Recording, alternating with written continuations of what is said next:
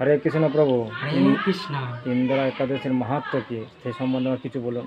হরে কৃষ্ণ। যুধিষ্ঠির শ্রী কৃষ্ণকে জিজ্ঞাসা করলেন, আশ্বিন মাসের কৃষ্ণপক্ষের ইন্দ্রা একাদশীর মাহাত্ম্য কী। মাহাত্ম্য সম্বন্ধে লেখা আছে, এক সময় মহেশমতি নামে এক রাজ্যে এক রাজা ছিলেন। তিনি খুব কৃষ্ণ ভক্ত ছিলেন এবং তার পিতাও খুব ভালো ব্যক্তি ছিলেন। পূর্ণ ভঙ্গের কারণে তিনি নরক প্রাপ্তি হয়।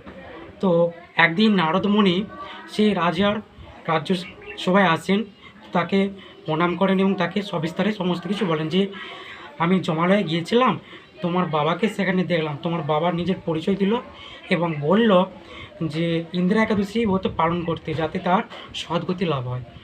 এইভাবে নারদমণি সেই রাজাকে ব্রত পালনের কথা বললেন